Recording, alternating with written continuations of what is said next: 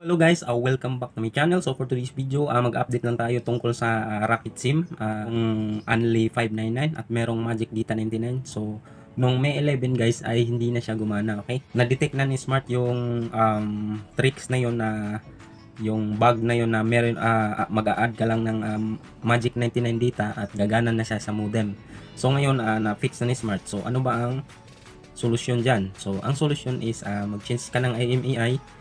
So ilalagay ko na lang sa description yung link ng paano mag-change ng IMEI for modem lang to guys, no? So, may ginawa akong video dyan, so check nyo na lang sa description paano mag-change sa IMEI. So kung magkaiba kasi tayo ng modem, so for Huawei device lang yung tutorial ko, no? Kasi magkaiba tayo ng modem or router. So yung sa inyo mga PLDT home ganun, Globe at home, open line. So magkaiba kasi tayo guys. So magkaiba din yung method ng pag-change ng IMEI para gumana yung Rocket SIM 599 kasi sayang naman di ba? Yung second option is ituturo ko sa inyo paano mag-register sa Data 299 kahit normal lang yung SIM nyo. So ilalagay ko rin sa description down below yung link kung paano mag-register ng Only Data 299 kahit wala kayong Only Data, kasi ito yung optional ito yung option sa Only 599 kasi napagastos na kayo Maaring pwede nyo i-change ng IMEI or mag-switch kayo dun sa Only Data 299 kung paano mag-unli. 299 lang gastos nyo, tapos pwede siya sa modem. Unlike sa 599, hindi siya pwede sa modem. So na-detect na ni Smart, okay? So ituturo ko sa inyo sa mga hindi nakakabukas ng link na yun, kasi hindi nyo nabubuksan yung iba. May nag-comment na hindi sila nakakabukas ng link na yun So ngayon, tara samahan nyo ko, ituro ko natin yung paano magbukas yung link na yun kung sa mga hindi nakakabukas ng link na yun, okay? Kasi para maka-register kayo sa Only 299, then salpak nyo sa modem, yun, working na siya, okay? Maka-unli na kayo. Pwede sa piso wifi din. Kaso depende din sa area kasi medyo binagalan yung 299 ni Smart ngayon, sa depende sa area. Pero dito sa area sa city, so hindi naman binagalan, okay? So tara.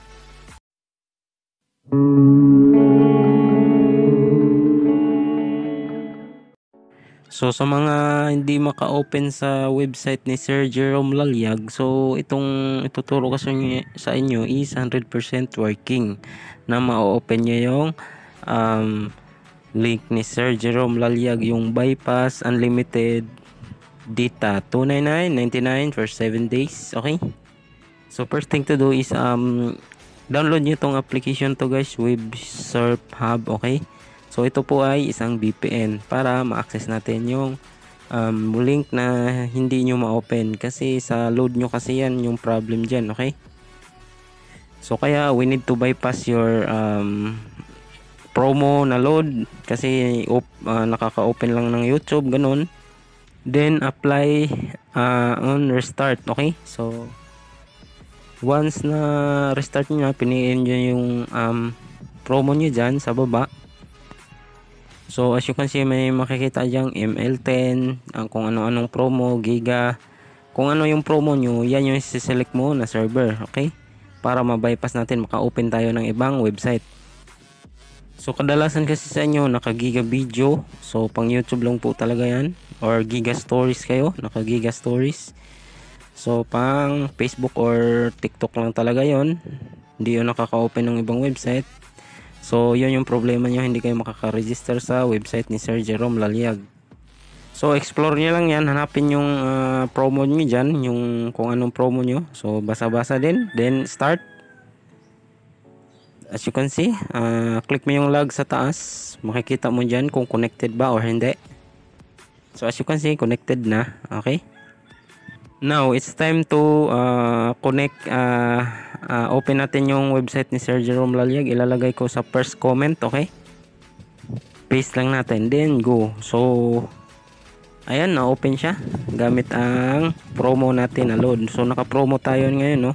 So naka-ML10. So na-open siya yung pag-register. So make sure meron kayong load na 100 or 299 para maka-register kayo dito, okay?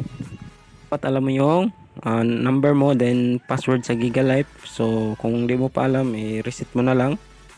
Then dapat may load ka na regular, ilalagay mo sa SIM, then register. That's it. Thank you.